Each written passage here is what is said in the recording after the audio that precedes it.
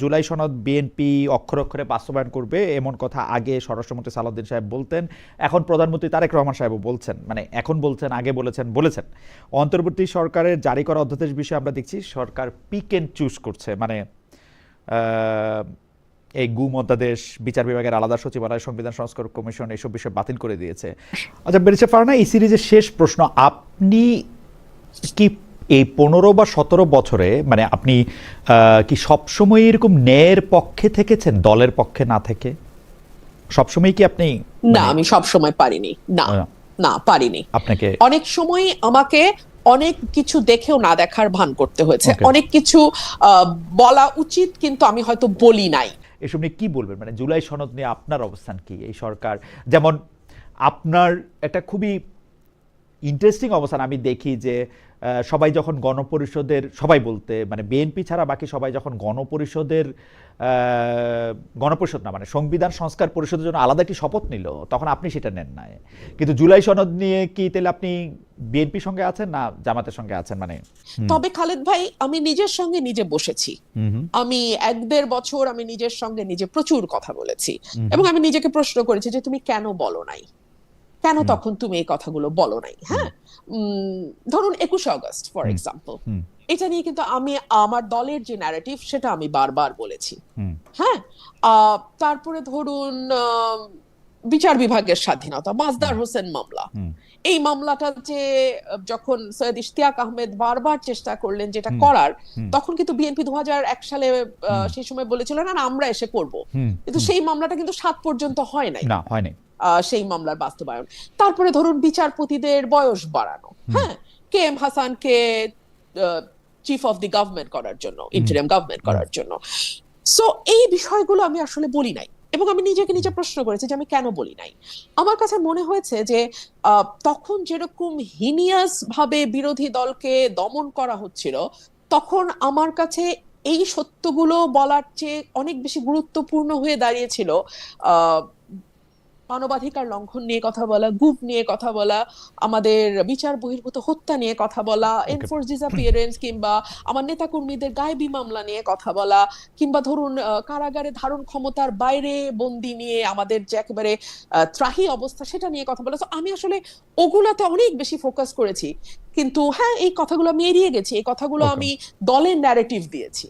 স্বতন্ত্র সংসদ সদস্য হিসাবে যিনি এর মধ্যে সবার দৃষ্টি আকর্ষণ করেছেন, সত্যিকারের বিরোধী দল বলেও অনেকে মন্তব্য করছেন তাকে, যুক্তরাষ্ট্রের সঙ্গে বাণিজ্য চুক্তি, হামেদ টিকা থেকে শুরু করে সব বিষয়ই যিনি আসলে সরকারের ভুল এবং সরকারের কি করণীয় তা ধরিয়ে দিতে চেষ্টা করছেন, সেই ব্যারিস্টার রুমিন ফারহানা আছেন আমাদের সঙ্গে, ব্রাহ্মণবাড়িয়ার 2 আসনের স্বতন্ত্র সংসদ সদস্য। ব্যারিস্টার ফারহানা, আপনাকে আমাদের অনুষ্ঠানে স্বাগত জানাই। শুভেচ্ছা, কৃতজ্ঞতা আপনার এই ব্যস্ততার মধ্যেও আমাদেরকে সময় দেওয়ার জন্য। ব্যারিস্টার ফারহানা, আমি প্রথমে আপনার কাছে যেটা জানতে চাইব যে আপনি দীর্ঘদিন বিএনপির রাজনীতি করেছেন, এখন বলা উচিত বেশ কিছু, এখন মানে আমি বলা উচিত আছে বেশ কিছুদিন ধরে আপনি আসলে বিএনপির যে রাজনৈতিক কর্মসূচি বা সরকারে আসার পরে যে বিএনপি, তাকে আপনি সমালোচনা করছেন, মানে তীব্র সমালোচনাই করছেন। আপনার কি মনে হয় যে বিএনপির রাজনীতি যে আপনি এর আগে করেছেন বা এতদিন করেছেন সেটা কি ভুল ছিল? না, একদমই ভুল ছিল না খালেদ ভাই। আমি গত 15 বছর আওয়ামী লীগের যেই শাসন আমল ছিল, তখন আমি মানবাধিকার লঙ্ঘনের বিরুদ্ধে কথা বলেছি, দুর্নীতির বিরুদ্ধে কথা বলেছি, প্রতিষ্ঠানগুলোকে ধ্বংস করার বিরুদ্ধে কথা বলেছি, এবং অটোমেটিক্যালি এই কথাগুলোর বেনিফিট বিএনপির কাছে গেছে, বিরোধী দলে তখন যারা ছিল জামাতে ইসলামের কাছে গেছে, এবং অন্যান্য যে পলিটিক্যাল পার্টিগুলো সেই সময় আওয়ামী লীগের বিরুদ্ধে ছিল তাদের সকলের পক্ষেই গেছে। সো আমার কাছে মনে হয় যে এস্টাবলিশমেন্টকে প্রশ্ন করার যেই সহজাত প্রবৃত্তি আমার মধ্যে আছে, সেটা তখনও যেমন ছিল সেটা এখনো তেমনই আছে।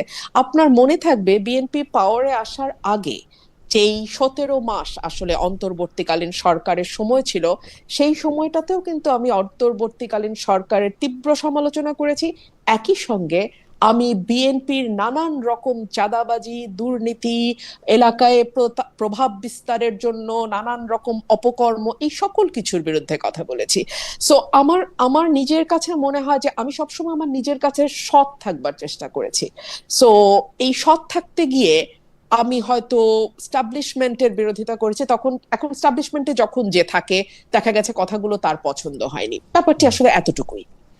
বেচাফানা, আপনি আওয়ামী লীগের বিরুদ্ধে যেমন বলেছেন, তত্ত্বাবধায়ক সরকার বা অন্তর্বর্তীকালীন সরকারের বিরুদ্ধে যেমন বলেছেন, সেটা ঠিক, সেটির সুফল বা সেটির কারো না কারো পক্ষে তো গিয়েছেই, বিএনপি বা জামাত ইসলামের পক্ষে গিয়েছে, কিন্তু আপনি কিন্তু বিএনপির নেতৃত্বের পক্ষেও কথা বলেছেন, বিএনপির নেতৃত্বের পক্ষেও বিভিন্ন প্রশ্নের উত্তর দিয়েছেন, কিন্তু এখন আপনি সেই মানে নিজের বলা কথার বিরুদ্ধেই অনেক সময় অনেকখানে দাঁড়াচ্ছেন।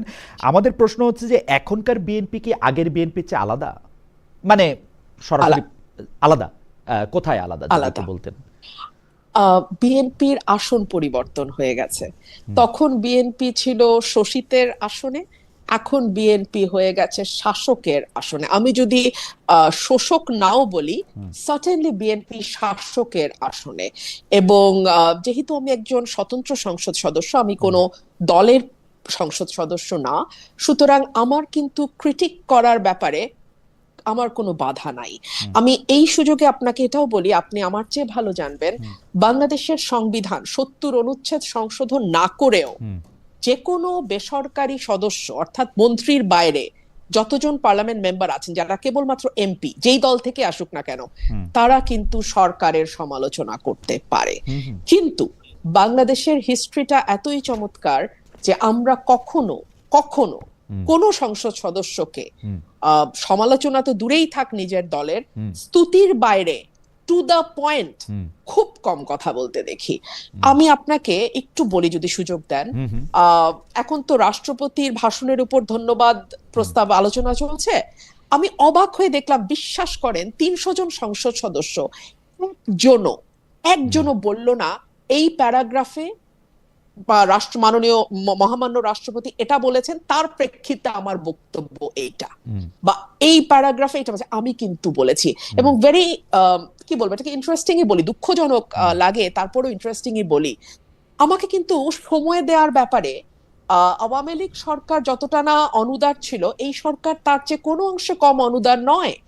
আমাকে একবার বিরোধী দলের চিফ হুইপের কাছে দৌড়াতে হয়, একটু টাইম দাও, 2টা মিনিট বাড়াও। সে বলে না না আমি তো জানি না, আপনি সরকারি দলের কাছে যান। সরকারি দলের কাছে যাই, তারাও তো রেসপন্সিবিলিটি নেবে না, কারণ কে আর মানে কাছে ডেকে বকাবাদ্য শুনতে চায়, তাই না? সো আন্ডারস্ট্যান্ডেবলি তারাও চায় না যে আমি কথা বলি। সো আমার এই একটা মিনিট, একটা সেকেন্ড, খালেদ ভাই, আমি কিন্তু জানি 1 মিনিটে কয়টা শব্দ বলা যায়, 150টা। আপনি মোটামুটি কমফোর্টেবলি 150টা শব্দ 1 মিনিটে বলতে পারবেন। সো আমাকে ওই শব্দ গুইনা গুইনা গুইনা গুইনা না আমার স্পিচটা রেডি করতে হয়। সো এই এফর্টটা আমি হাসিনা আমলেও দিয়ে আসছি, এই এফর্টটা আমাকে তারেকের আমলেও দিতে হচ্ছে। So it is the same old story for Rumin Farhana. বেঁচে ফারহানা, জাস্ট মানে আপনাকে যদি এই সরকার মনোনীত করত নির্বাচনের জন্য বা মনোনীত করে নাই নির্বাচনের জন্য, এইটা থেকে আপনার পার্সোনাল গ্রাজ বা ক্ষোভের জায়গাটা কি আসে? মানে ব্যাপারটা কি এরকম যে আপনাকে যেহেতু নমিনেশনটা দিল না বা আপনাকে যথাযথ মূল্যায়ন করলো না, সেই জন্য আপনি একটা পার্সোনাল গ্রাজ থেকে আজ বিএনপির বিরোধিতা করতেছেন? তাহলে খালেদ ভাই আপনি আমাকে বলেন, নমিনেশন তো ডিক্লেয়ার হয়েছে নভেম্বরে, হ্যাঁ, এন্ড অফ নভেম্বর। এর আগে 5ই অগস্টের পর থেকে শুরু করে নভেম্বর পর্যন্ত এই যে 15টা 13টা 14টা মাস আমি যে বিএনপির নানান অপকর্ম নিয়ে প্রশ্ন তুলেছি, সেটা কেন তুললাম? তখন তো আর মনোনয়ন দেওয়া না দেওয়ার কথা আসে নাই, আমি কিন্তু তুলেছি। 1 2 হলো, আমি সব সময় আপনাকে আমার আগের ইন্টারভিউতেও বলেছিলাম যে রাজনৈতিক দলগুলোর আসন পরিবর্তন হয়, আজকে যে এদিকে বসছে কালকে সে ওদিকে বসে, কিন্তু ভাগ্যের পরিহাস আমার আসনটা অপরিবর্তিতই থাকে। আমি সব সময় অপ্রেসড মানুষের পক্ষে কথা বলি, যে কারণে যখন বিএনপির নেতা নেত্রীদের নেতাকর্মীদের যেভাবে মামলা হামলা, মিথ্যা মামলা, গায়েবী মামলার মধ্যে দিয়ে যেতে হয়েছে, আজকে যখন আমি দেখি একই কায়দায় এফআইআর এর মধ্যে সেম অ্যালিগেশন, 25টা 30টা এফআইআর দেখি একই অ্যালিগেশন, শুধু নাম পরিবর্তন হচ্ছে, 500 জন আসামি, তার মধ্যে ধরেন শিরিন শারমিন চৌধুরী খুনের মামলা, মানে উইচ ইজ অ্যাবসার্ড। তো এই বিষয়গুলো যখন আমি দেখি, তখন আমার কাছে মনে হয় এগুলো ভীষণ রকম অন্যায়। এবং একজন আইনজীবী হিসেবে, একজন আইন প্রণেতা হিসেবে, একজন নাগরিক হিসেবে, একটা স্বাধীন দেশের নাগরিক হিসেবে এটা প্রতিবাদ করার একটা মানে কি বলবো, এটা আমার প্রাথমিক দায়িত্বের মধ্যে পড়ে।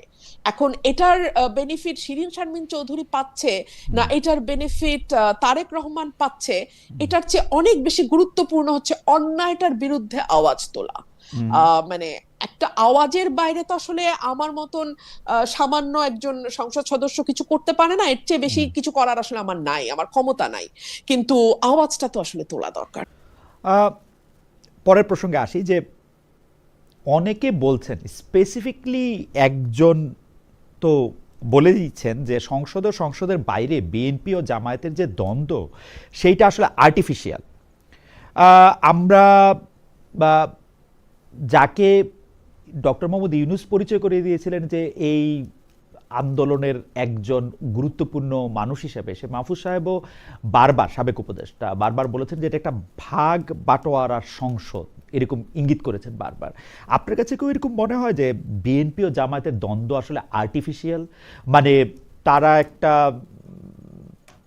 একটা স্টেজড, মানে WWF এর মতো যেরকম একটা স্টেজড খেলা হয় সেরকম একটা খেলা খেলছেন দর্শকদের বিনোদন দেওয়ার জন্য বা ব্যস্ত রাখার জন্য? আমি এখন আপনাকে যে উত্তরটা দেব, তারপরে আমার উপরে তীব্র সাইবার অ্যাটাক হবে, দুটো দল থেকেই তীব্র সাইবার অ্যাটাক আসবে আমার উপরে। কিন্তু তারপরেও সত্য কঠিন, কঠিনেরই তো ভালোবাসিলাম, তাই না? একেবারে স্টেজ আমরা আর মামুরা গঠনমূলক সমালোচনা, এই শব্দবন্ধটি শেখ হাসিনার মুখে আমরা ক্রমাগত শুনতাম যখন জাতীয় পার্টি বিরোধী দলে ছিল। গঠনমূলক সমালোচনা করবেন আপনারা, আজকালও সংসদে প্রায় শুনি গঠনমূলক সমালোচনা। হোয়াট ইজ গঠনমূলক? হু উইল ডিসাইড উইচ সমালোচনা ইজ গঠনমূলক এন্ড উইচ সমালোচনা ইজ ভাঙ্গামূলক, নট গঠনমূলক? Who is going to decide that? And আমি জানি না, আমি আসলে রাজনৈতিক কর্মী, বুদ্ধিও কম, বুঝি না গঠনমূলক কাহাকে বলে এবং কে উহা নির্ণয় করিবে। সো আমি শেখ হাসিনার সময়ও যেভাবে দেখতাম, যাকে আমরা গৃহপালিত বিরোধী দল বলতাম ওই সময়ে, সবাই মিলেই বলতাম, সেই জাতীয় পার্টির ব্যাপারে যে ধরনের একটা খেলা একটু কুসুম কুসুম বিরোধিতা, আমি এটাকে বলতাম কুসুম কুসুম বিরোধিতা। সো এখনো আমি তার থেকে খুব ব্যতিক্রম কিছু দেখি না, এবং আমি বিশ্বাস করি সংসদ যারা ফলো করেন, পার দলীয় কর্মীর বাইরে সাধারণ মানুষ, তারাও বুঝবেন যে এই সংসদটা একেবারেই আমরা আর মামুরা। এনসিপিকেও কি আপনার একই জায়গায় রাখবেন নাকি এনসিপির যিনি প্রধান নেতা আছেন নাহিদ ইসলামের বক্তব্য আমরা শুনলাম যে আজকেই যে বেশ গোছানো বক্তব্য দিয়েছেন, বেশ কিছু প্রসঙ্গ এনেছেন, আজকে সংসদ নেতা তারেক রহমানের বক্তব্য রাখলেন, অনেকেই বলছেন যে এরকম সংসদই তো দেখতে চেয়েছিলাম। আপনি আসলে মানে কেন এত সমালোচক হয়ে উঠছেন যে একটা ভালো প্র্যাকটিস হচ্ছে বলে অনেকে? আমি দেখছিলাম যে আমার সোশ্যাল মিডিয়ার যারা বন্ধু বা যাদেরকে আমি ফলো করি তাদের বেশিরভাগই আসলে জনাব নাহিদ ইসলামের বক্তব্য বা জনাব তারেক রহমানের বক্তব্য প্রশংসাই করছিলেন। আমার পক্ষে ব্যক্তি হিসেবে সিঙ্গল আউট করাটা শোভন হবে না। আমি বরং দল হিসেবে বলি, হ্যাঁ ডেফিনেটলি এনসিপি কে আমার কাছে অনেক বেশি ভোকাল এবং অনেক বেশি, অ্যাটলিস্ট আমি যদি জামাতের সঙ্গে তুলনা করি, অনেকটাই তারা ক্রিটিক গভর্নমেন্টের, এবং রাইটলি ক্রিটিসাইজ করে, তারা খুব সঠিকভাবেই করে যে বিষয়গুলো করে। এবং বিশেষ করে আমি যদি মানে নামই বলি, হাসনাত আব্দুল্লাহ খুবই শক্তভাবে ক্রিটিক করেন, এবং আমি মনে করি যে একজন সত্যিকার বিরোধী দলের সদস্য হিসেবে, হ্যাঁ এটাই আসলে সকলের করবার কথা ছিল, সকলের কাছ থেকেই এটা আমরা আশা করেছিলাম, কিন্তু দুর্ভাগ্য আমাদের। আর যারা বলছে এমন সংশোধিত দেখতে চেয়েছিলাম, তাদের উদ্দেশ্যে আমি বিনীতভাবে বলি, আমি তো আসলে গত 15 বছর এমন সংসদই দেখেছি। হ্যাঁ, মানে যদি 15 এটি বাদই প্রথম দেন, নয়, এটি প্রথম নয়। না না না না না 14 সাল থেকে 24 পর্যন্ত আপনি ধরেন না, হ্যাঁ 14 থেকে 24 পর্যন্ত অন্তত 10টা বছর তো আমরা আসলে এই কুসুম কুসুম বিরোধিতা, গঠনমূলক সমালোচনা, তুমিও আছো আমিও আছি, শুধু শুধু তো আর খারাপ কথা আমরা কেউ কারো বিরুদ্ধে বলবো না, একটু একটু পিঠ চাপড়ানো, একটু একটু খোঁচা, মিষ্টি মিষ্টি প্রেম, এই সংসদ তো আমরা দেখছি ভাই। মানে 14 থেকে 24 ইট ওয়াজ অ্যাবসলিউটলি দ্য সেম। ওকে, আমি দেখেন খালেদ ভাই, জি আরেকটা জায়গা আপনি জি একটু দেখেন, জি শেখ হাসিনা আমাদের ক্রমাগত ভয় দেখাইতো, হ্যাঁ, যে দেখো জঙ্গি না আবার আইসা পড়ে, হ্যাঁ, আমরা আমরা ঠিক থাকি নাহলে আবার জঙ্গি আসবে, ইসলামিস্টরা আসবে। এখন আবার দেখি সংসদে নতুন ভয় দেখানো হয়, এই আমরা আমরা ঠিক থাকি নাহলে কিন্তু ফ্যাসিস্ট এসে পড়বে, আওয়ামী লীগ এসে পড়বে। মানে ইট is the same circus for God sake. কিন্তু কথা, যাই হোক, আমি পরবর্তী প্রসঙ্গে যাই। আপনাকে একজন দর্শক অনেকবার একটা মানে ইয়ে পাঠিয়েছেন, সেইটা আমি একটু আপনাকে পড়ি। উনার নাম রাজু আহমেদ রাজান। খালেদ মহিউদ্দিন ভাই, দয়া করে প্রশ্নটি করবেন, রুমিন ফারহানা আপাকে বিএনপি যদি রুমিন ফারহানাকে বিএনপি যদি মহিলা এমপি না বানাতো, বাংলাদেশে কতজন লোক রুমিন ফারহানাকে চিনতো? অনুরোধ রইল প্রশ্নটি করুন। আজ বিএনপির বিরুদ্ধে কথা বলছেন উনি। খুবই খুবই খুবই সঠিক প্রশ্ন। বিএনপি যদি আমাকে নারী আসনে মনোনীত না করত, তাহলে আসলে কতজন আমাকে চিনত? আমি খুবই বিনয়ের সঙ্গে ভাইকে বলি, বিএনপি গঠনের পর থেকে আজ পর্যন্ত অন্তত 1,500-2,000 মহিলা এমপি বিএনপি বানিয়েছেন। তাদের কতজনকে আসলে আপনারা চেনেন? আমি খুবই বিনয়ের সাথেই প্রশ্নটা করছি, মানে প্রশ্ন আমাকে প্রায় শুনতে হয়, তো অনেক বেশি বিনয় হয় নাই, ঠিক আছে, কিন্তু আমি পয়েন্টটা আমি বুঝতে পারছি যে অনেক বেশি বিনয় হয় নাই। বেঁচে পারেন, আমি পরের প্রসঙ্গে যাই।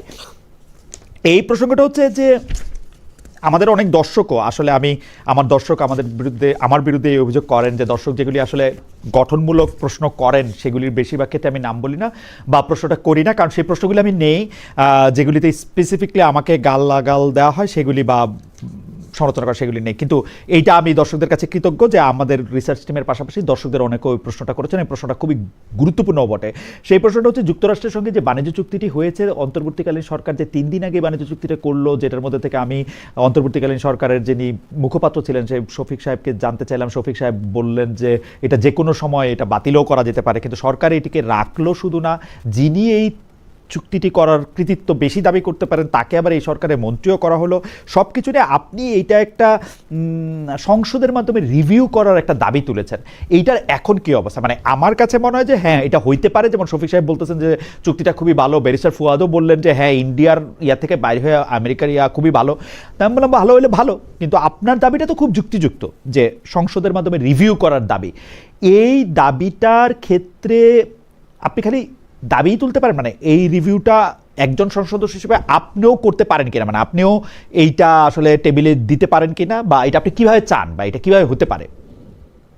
খালেদ ভাই, আমি দীর্ঘ সময় এটা নিয়ে ভেবেছি যে আমাদের আর্টিকেল 145A অনুযায়ী সংবিধানের যে কোনো বিদেশি চুক্তি যদি সেটা গোপনীয় না হয়ে থাকে, সংসদে প্রেজেন্ট করতে হবে।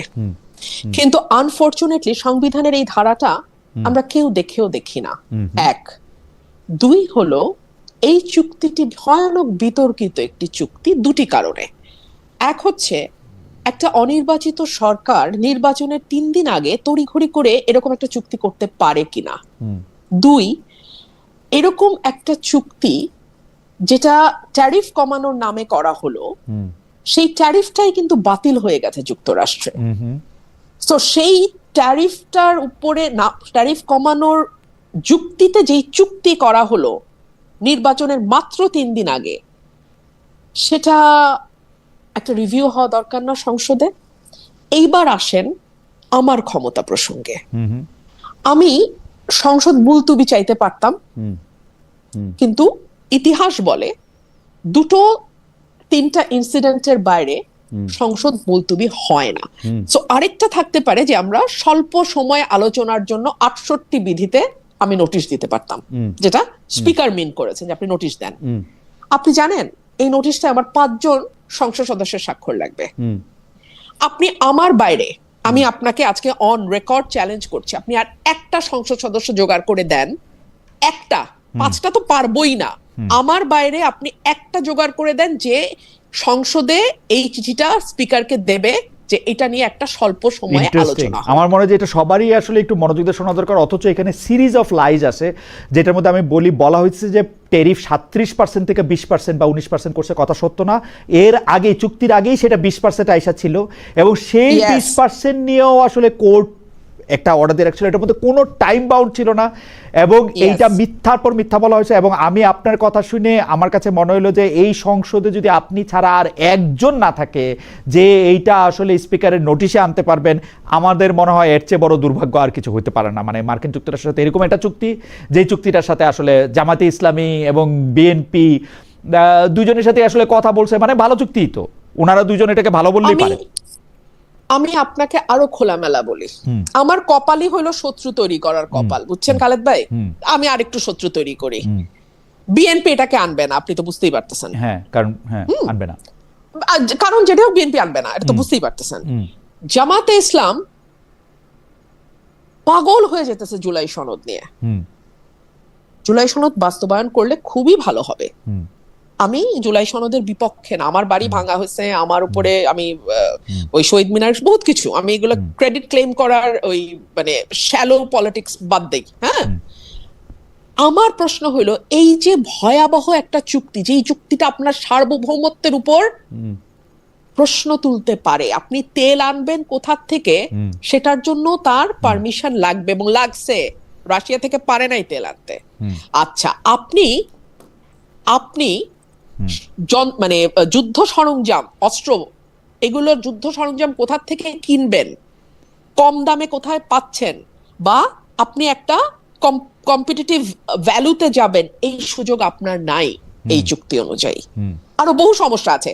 আমরা কয়েক হাজার কোটি টাকার রাজস্ব বঞ্চিত হব, আর সেখানে আমেরিকা যেই ইয়েতে অল্প কয়েকটা, এবং এটা নিয়ে যখন আমরা প্রশ্ন তুলবো তখন বলা হবে যে ইন্ডিয়ান ন্যারেটিভ থেকে প্রশ্ন করা হচ্ছে, যে ভাই তাহলে সংসদে আলোচনা কর তাহলে তো বুঝে যাবে না যে চলেন 350 টাকার আলু খাই এখন বৈশা বৈশা, এখন আমরা আমেরিকান আলু খাবো, ফাইন।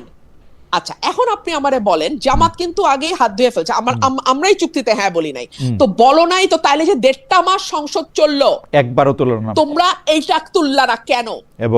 এবং এইটার ব্যাপারে তারা কোনো, এবং আপনি যে বলছেন যে আমরাও মামুরা, এটার একটা, আমার কাছে মনে হয় যে এটাও একটা প্রমাণ। দেখেন, আবার আমার কাছে মনে হয় যে এই বড় বড় বিষয়, যাই হোক, আপনাকে দর্শকের আরেকটা মন্তব্য একটু শোনাই। উনার নাম আল জাইদ ভ্লগস।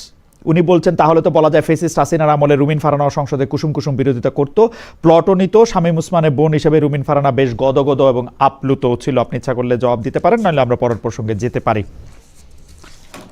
এটা না আসলে অ্যাডহোমিনাম ফ্যালাসি, মানে উনি আমার বক্তব্য ওনার খুবই গায়ে লেগেছে, কিন্তু সেটার কোনো জুৎসই জবাব উনি পাচ্ছেন না। এক হচ্ছে আমি প্লট নেই নাই, আমি একদিনের মাথায় প্লটের আবেদন প্রত্যাহার করেছি। আমি কুসুম বিরোধিতা করেছি না আগুন বিরোধিতা করেছি, এটা সারা বাংলাদেশ জানে। হ্যাঁ, আর কুসুম বিরোধিতাটা এখন আমি দেখি যারা আমাকে গালি দিতে চায় তারা ব্যবহার করছে। এই কথাটি মানে জনকই আমি এই কথাটা প্রথম পার্লামেন্টে বলেছিলাম। আর জননী আর 3 নাম্বার আরেকটা কি বললেন, শামীম ওসমানের বোন। হ্যাঁ, নিশ্চয়ই, বিকজ আওয়ামী লীগের ফাউন্ডার মেম্বারসদের মধ্যে শামীম ওসমানের বাবা যেমন ছিল, আমার বাবাও ছিল। সো সেই অর্থে শামীম ওসমান আমার বাবার বন্ধুর ছেলে। কারণ আমরা একটা পলিটিক্যাল মানে ফ্যামিলি থেকে একটা লিগ্যাসি বহন করছি, so that's fine. I mean, এটা হতেই পারে। সো আমি জাস্ট বলতেছি কি, এখন আমি ডেভিলস অ্যাডভোকেট হই, মানে বেচারা বিএনপি এটাকে পলিটিক্যালি এনক্যাশ করতে পারতো, কিন্তু বেচারা বিএনপি ওইটুকু মানে হয়তো মনে করছে দরকার নাই, 222টা সিট আছে, তারপরে হচ্ছে যে যারা আছে তারা মামুরা আছে, তারা আপনি একজন, মানে ইউ আর অ্যাবসলিউটলি রাইট। এই জন্য আমি আমার সংসদের প্রথম দিন বলছিলাম আমরা ফিজিক্সে brute majority is a very bad signal for the ruling party. আমরা আসলে মানে পড়তে গিয়ে আমার এটা প্রায় মনে হয় যে থিটা ক্ষুদ্র বলিয়া ওকে উপেক্ষা করা যায় এখানে, মানে ওইটা। আমি পরবর্তী প্রসঙ্গে যাই। সেই পরবর্তী প্রসঙ্গ হচ্ছে জুলাই সনদ। যে জুলাই সনদ বিএনপি অক্ষরে অক্ষরে বাস্তবায়ন করবে এমন কথা আগে স্বরাষ্ট্রমন্ত্রী সালাউদ্দিন সাহেব বলতেন, এখন প্রধানমন্ত্রী তারেক রহমান সাহেবও বলছেন, মানে এখন বলছেন, আগে বলেছেন। অন্তর্বর্তী সরকারের জারি করা অধ্যাদেশ বিষয়ে আমরা দেখছি সরকার পিক এন্ড চুজ করছে, মানে এই গুম অধ্যাদেশ, বিচার বিভাগের আলাদা সচিবালয়, সংবিধান সংস্কার কমিশন এইসব বিষয় বাতিল করে দিয়েছে।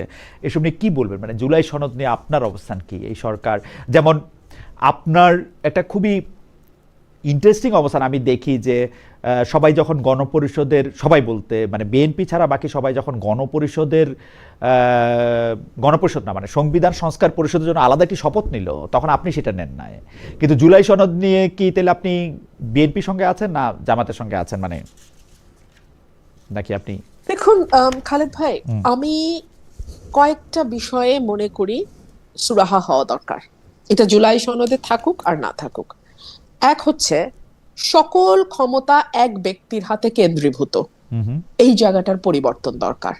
সেটা আপনি প্রধানমন্ত্রীর সাথে মন্ত্রী পরিষদের ক্ষমতার ভাগাভাগি বলেন, কিংবা আপনি প্রধানমন্ত্রীর সাথে রাষ্ট্রপতির ক্ষমতার ভাগাভাগি বলেন, এখানে একটা ব্যালেন্স আসা দরকার। এক।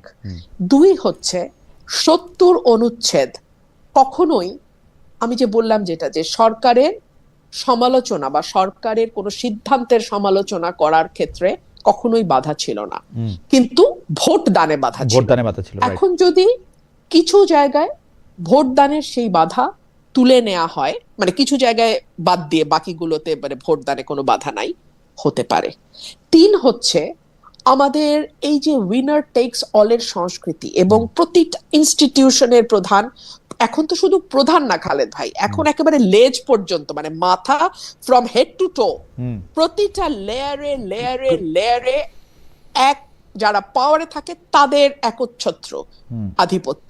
এই জায়গাটাকে সরিয়ে ইনস্টিটিউশন গুলোকে শক্তিশালী করার জন্য, সেটা আপনি বিচার বিভাগ বলেন, সেটা আপনি আমলাতন্ত্র বলেন, সেইটা আপনি পুলিশ বলেন, মানবাধিকার কমিটি, যেটাই হোক, হ্যাঁ, প্রত্যেকটা ইনস্টিটিউশনকে শক্তিশালী করা এবং সেখানে মেরিটোক্রেসিকে প্রাধান্য দেয়া, এর বাইরে আসলে আমার মনে হয় যে মানে this are the very basic things যেখানে আমাদের পরিবর্তন আনতেই হবে। কিন্তু আপনার কাছে মনে হয় না যে আপনার BNP chairperson BNP chairman Tarique Rahman অনেক চেষ্টা করতেছেন, অনেকে বলতেছেন যে তিনি এত বেশি ক্ষমতা বিলিয়ে দিচ্ছেন যে আসলে সালাউদ্দিন সাহেব মনে প্রধানমন্ত্রী, তিনি হয়তো মানে তিনি বিভিন্ন জায়গায় তো ক্ষমতায়িত করতেছেন অন্যজনের, মানে এই অভিযোগ আমি করতে, মানে আমার কাছে ভালোই লাগে উনি বসে থাকেন, সালাউদ্দিন সাহেব কথা বলেন, ভালোই লাগে।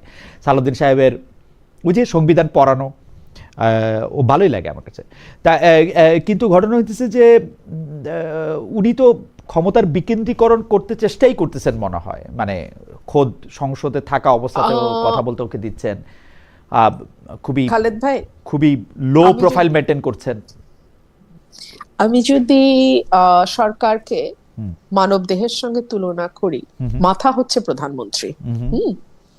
এখন আপনি যদি হাত দিয়ে ভাত না খেয়ে পা দিয়ে ভাত খান, তাহলে একটা লেজে গোবরে অবস্থা হয়ে যাবে না? মানে আইনমন্ত্রীর দায়িত্ব হলো সংবিধানের উপর লেকচার দেওয়া, সেটা যদি স্বরাষ্ট্রমন্ত্রী দেয় তাহলে আসলে আইন শৃঙ্খলাটা কে দেখবে? ওটা কি আইনমন্ত্রী দেখবেন? মানে এই যে একটা লেজে গোবরেকে যদি আপনি বলেন ক্ষমতার ভারসাম্য বিকেন্দ্রীকরণ, তাহলে আমার আর কিছু বলার নাই। কিন্তু আমি একটা লেজে গোবরে দেখতে পাচ্ছি আর কি, মানে এটা আমার সাথে, আমি জানি যারা পার মাতালের মতো দল মানে না করলে এটা একমত হওয়ার কথা। কিন্তু বেঁচে ফারানা, আমি শুধু মানে আপনাকে একটু মনে করাই দিতে চাই যে তৃতীয় টার্মে যখন রেকর্ড করার জন্য টনি ব্লেয়ার প্রধানমন্ত্রী হলেন, যেটা 2005 সালের নির্বাচনে, তখন দেখা যেত যে টনি ব্লেয়ারকে কোনো প্রশ্ন করলেই তিনি চ্যান্সেলর অফ এক্সচেকার, যিনি গর্ডন ব্রাউন, যিনি এবার পরে প্রধানমন্ত্রী হয়েছিলেন, তার কাছেই সবকিছু ঠেলে দিতেন। মানে এটা টেলিভিশনে, সংসদে, সবকিছু, এটা তো অসুবিধাটা কি? মানে আমি যদি মনে করি এই উত্তরটা আমার এই কলিগ ভালো দিবেন, তিনি এখন স্বতন্ত্র মানে কি মন্ত্রী, এটা দেখার কি আমার খুব বেশি দরকার আছে? মানে তিনি অর্থমন্ত্রী ছিলেন গর্ডন ব্রাউন, মানে যদি আমি চ্যান্সেলর অফ দ্য এক্সচেকার, মানে আমি দর্শকদের জন্য বললাম, কিন্তু অর্থমন্ত্রী সকল বিষয়েই আসলে কথা বলতেন সে সময়। আমি এটা শেষ কথা বলি, ওই নির্বাচনে আমাকে আগে লিখে দিতে হয়েছিল ব্লেয়ারকে ভোট দিলে ব্রাউনকে পাবেন, সিরিয়াসলি, প্রথম মানে ব্লেয়ারকে, হ্যাঁ, এবং তাই হয়েছে। মানে তো অসুবিধা কি সালাউদ্দিন, মানে তারেক সাহেবকে ভোট দিলে সালাউদ্দিন সাহেবকে পাইলে? একদম, মানে কোনো অসুবিধা নাই, তারেক সাহেবকে ভোট দিলে পুরো মন্ত্রী পরিষদই পাওয়া যাচ্ছে, তাতেও কোনো অসুবিধা নাই। অসুবিধা হচ্ছে যদি উনি ওনার মন্ত্রণালয়কে সঠিকভাবে একেবারে 100% দেওয়ার পরে উদ্বৃত্ত সময়টা বা উদ্বৃত্ত কাজটা উনি করতেন, তাহলে আর কোনো কথা থাকতো না। আমি সংখ্যাটা এই মুহূর্তে মনে পড়ছে না, গত 2 মাসে একটা হত্যার পরিসংখ্যান বেরিয়েছে, and the number is alarming. আমার নাম্বারটা এক্সাক্ট মনে নাই বলে আমি আর এটা বলছি না এখানে, কিন্তু আমার এটুকু মাথায় আছে যে দ্যাট ফিগার ওয়াজ অ্যালার্মিং। ওকে, এটা কোনো ভালো বার্তা দেয় না। একটা নির্বাচিত সরকার থাকা অবস্থায় কুষ্টিয়াতে যে ঘটনাটা ঘটেছে, একজন মাজারের ব্যক্তিকে ধরে নিয়ে এসে দফায় দফায় মেরে তার মৃত্যুকে এনশিওর করা, এবং এবং তারপরের ঘটনা আরো ভয়ানক খালেদ ভাই, তার পরিবার কিংবা তার মুরিদগণ কেউ মামলা করার সাহস করে নাই। আপনি আপনার রাষ্ট্রে এতটুকু সিকিউরিটি একটা মানুষকে দিতে পারছেন না যাতে তার জীবনের অধিকার নিশ্চিত হয়, তা তো পারছেন নাই, আবার তার পরিবার বা তার নিকটাত্মীয়রা মামলা করবে সেই সাহসটুকুও যখন তারা সঞ্চয় করতে পারে না, তখন সেটা সরকার এবং আরো প্রিসাইসলি স্বরাষ্ট্রমন্ত্রীর ব্যর্থতাকে ইঙ্গিত করে। না, স্বরাষ্ট্রমন্ত্রী এদিকে ব্যর্থ, ওদিকে খারাপ, মানে ইংরেজিতে খারাপ, অঙ্কে ভালো, এরকম তো হতে পারে, তাই না? মানে সবাই, মানে উনি হয়তো মানে আপনি বলতেছেন যে অবশ্যই স্বরাষ্ট্র মন্ত্রণালয় তার প্রাথমিক দায়িত্ব, কোনো অসুবিধা নাই। জি হ্যাঁ খালেদ ভাই, তাহলে আমি যদি অঙ্কে ভালো হই, আমি আর ইংরেজিতে খারাপ হই, তাহলে আমি অঙ্ক নিয়েই ফার্দার পড়াশোনাটা করবে হয়তো উনি, আমি অনার্স মাস্টার্সে ওইটা নিয়ে অঙ্ক নিয়ে উনি হয়তো ইংরেজিতে যাব না। উনি হয়তো ইংরেজির জন্য একজন মানে প্রাইভেট টিউটর হয়তো রাখবেন তখন একটু পরে, মানে একটু গুছাইতে তো একটু সময়, মানে আমরা একটু আগে শুরু করেছি কিনা তার সমালোচনা, সেটা আমি বুঝতে চেষ্টা করতেছিলাম, যে মানে একদম প্রথম দিন থেকে। আমি বরং এটা বলি যে আমরা তাকে ওয়েক আপ কল দিচ্ছি। আচ্ছা, ওয়েক আপ কল দিচ্ছেন। যাই হোক, এর মধ্যে ইন দ্য মিন টাইম দর্শক মোহাম্মদ মেহেরাজুল ইসলাম উনি বলছেন, ভাই আমার নাম খালেদ মহিউদ্দিন, আপনি লিখেছেন যে খালেদা ভাই আপনিও দেখি কুসুম কুসুম প্রশ্ন করতেছেন। ঠিক আছে, মেনে নিলাম।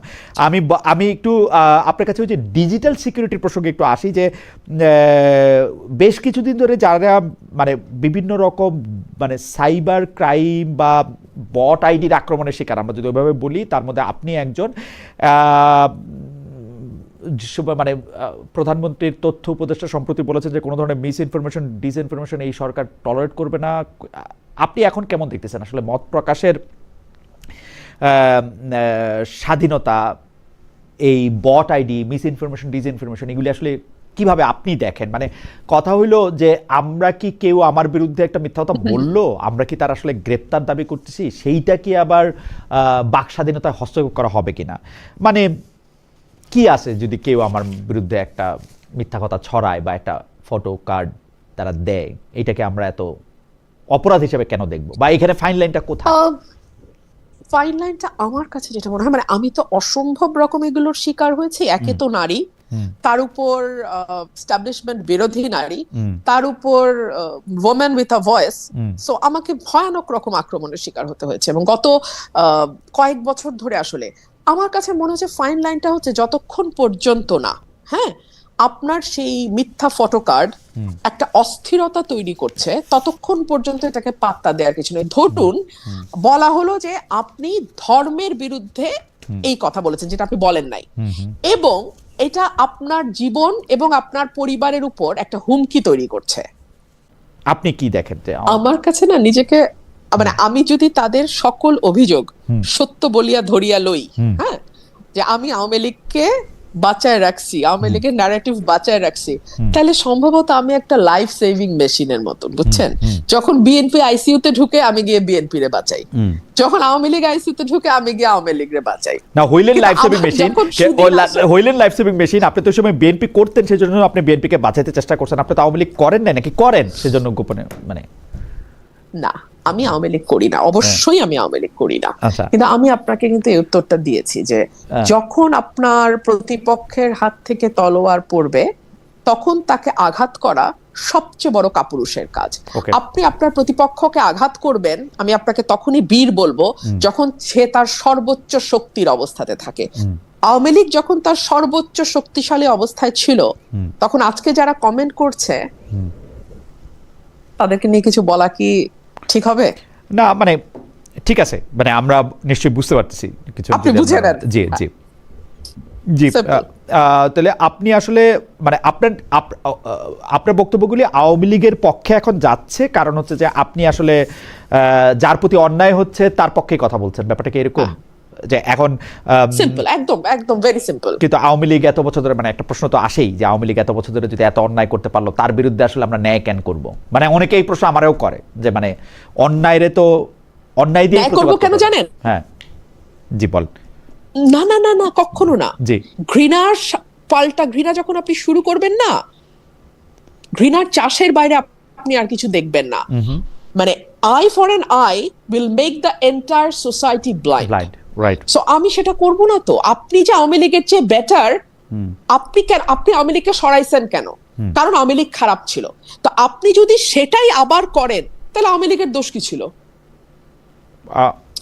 আপনি যদি সেই মিথ্যা মামলা দেন, আপনি যদি সেই গায়েবী মামলা দেন, আপনি যদি শিরিন শারমিন চৌধুরীকে তার এই বয়সে খুনের মামলা দিয়ে মাটিতে ফেলে দেন, ফর গড সেক তাকে মাটিতে ফেলে দিতেন, হ্যাঁ, তো এটা যখন আমরা বিরোধী দলের নেত্রীকে এই হেনস্থা করা হয়েছিল, তখন সেটা যদি আমাদের কষ্ট লেগে থাকে, তাহলে আজকে যখন আবার কাউকে না কাউকে পলিটিক্স করার কারণে এভাবে হেনস্থা করছে কেউ না কেউ, তখন তো আমার সেটা প্রতিবাদ করতে হবে। না হলে তো আমার আগে প্রতিবাদটা লেজিটিমেট হয় না। তার মানে কি, যখন আমি ব্যক্তি দেখে প্রতিবাদ বেছে নেই, তার মানে আমি আসলে ন্যায়টাকে সমর্থন করি না, আমি ব্যক্তির চর্চাটা করি। আমি সেটা করতে চাই না খালেদ ভাই। বেঁচে ফেরা না, আমাদের আবার একটু পিছনে যেতে হচ্ছে দর্শকদের কারণে। উনার নাম আমি সান্ধি অন্বেষা এরকম কিছু একটা নাম। উনি বলতেছেন রুমিন আপাকে এনসিপির 6 জন এমপিকে অ্যাপ্রোচ করেছেন ইউএস চুক্তি নিয়ে, করলে তাদের রিপ্লাই কি, না করলে উনার দাবিটা কতটা সঠিক? আপনি আসলে তাদেরকে অ্যাপ্রোচ করেছেন কিনা, যদি এক কথা জবাব দেন আমাদের অন্য প্রসঙ্গে যাওয়ার আগে।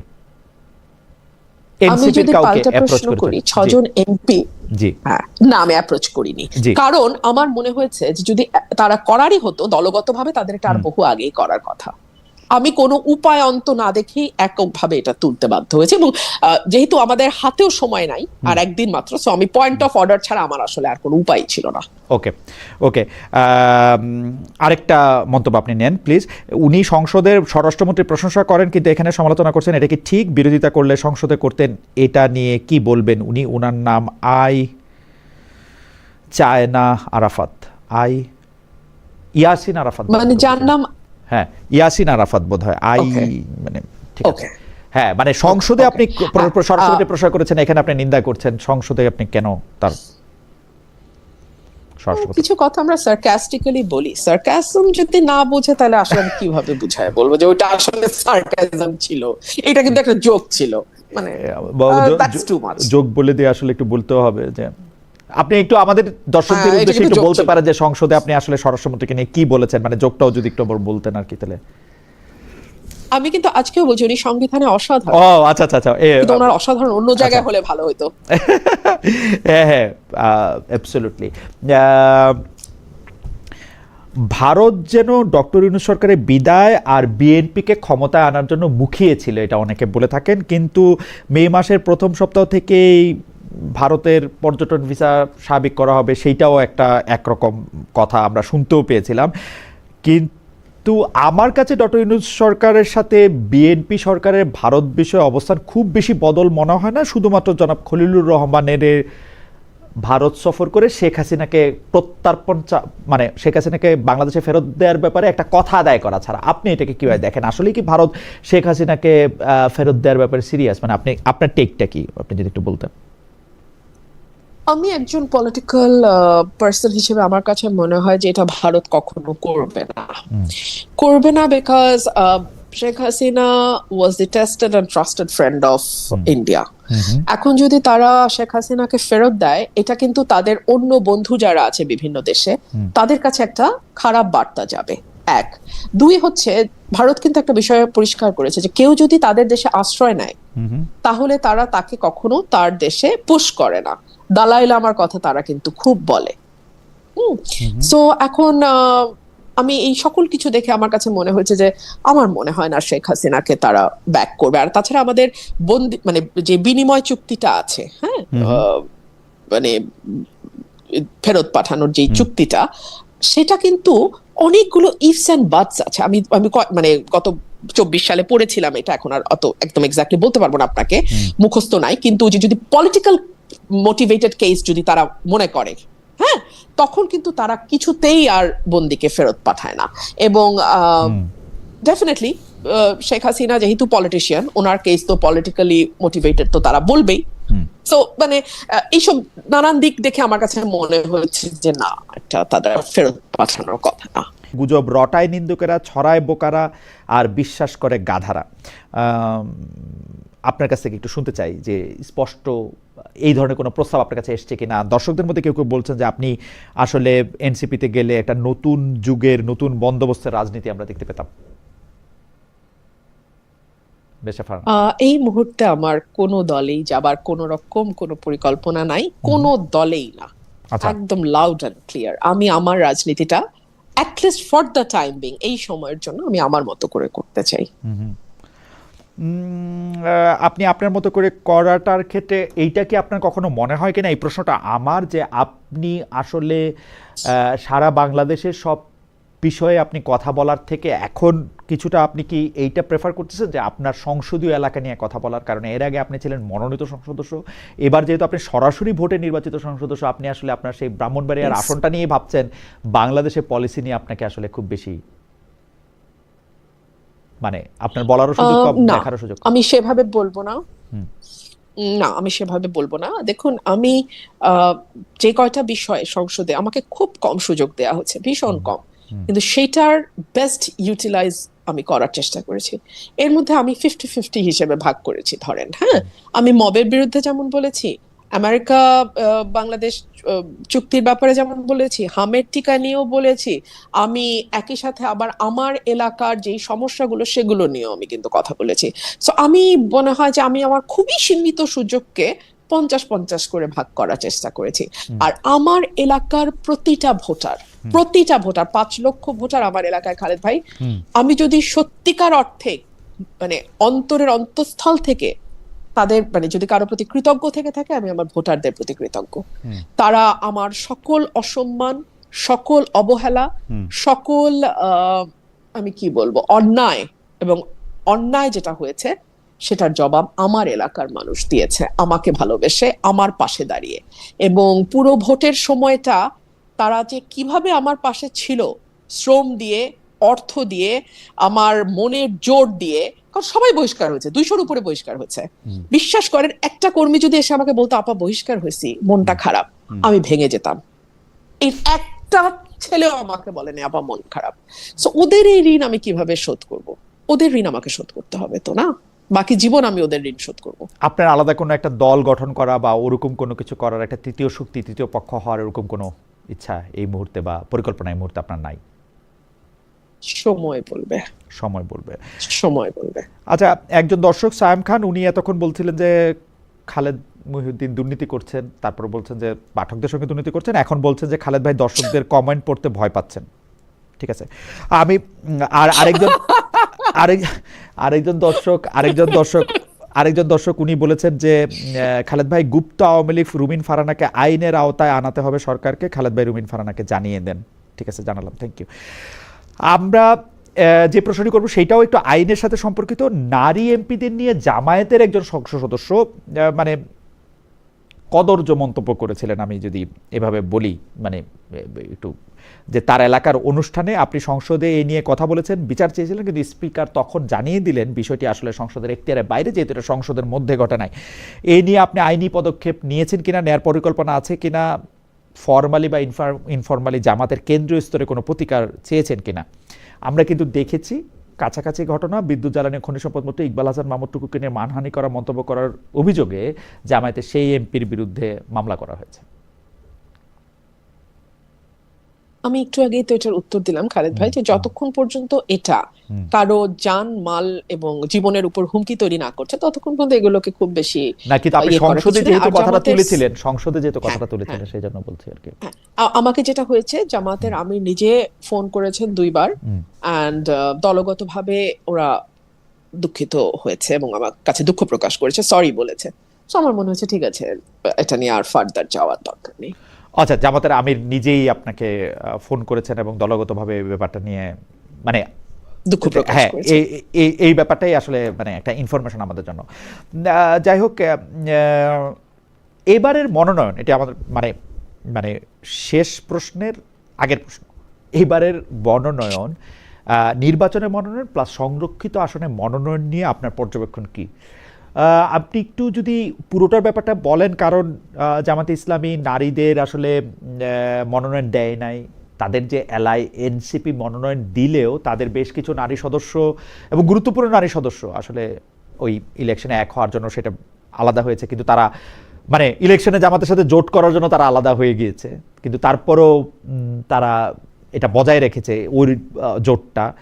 আবার বিএনপি মুখ চেনা কিছু লোককে নমিনেশন দিলেও সেটা সংখ্যা খুব কম। মূল ইলেকশনে সংরক্ষিত আসনে যাদের দিয়েছে তাদের মধ্যে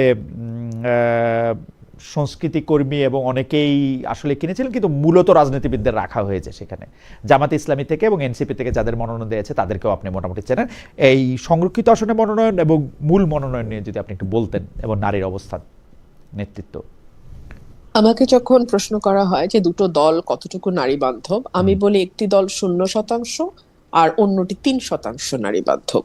আচ্ছা, আহ যদিও percentage। যদিও দেখুন, এই যে এত বলা হচ্ছে সংস্কার, জুলাই সনদ, একেবারে মানে পাগল হয়ে যাচ্ছে পুরো সংসদ। এই জুলাই সনদের আগে যে কমিশনগুলো হয়েছিল, সেখানে নারী কমিশন বলে একটা কমিশন হয়েছিল। হুম। এবং সেই কমিশনের রিপোর্টকে আমলে নেওয়া তো পরের কথা।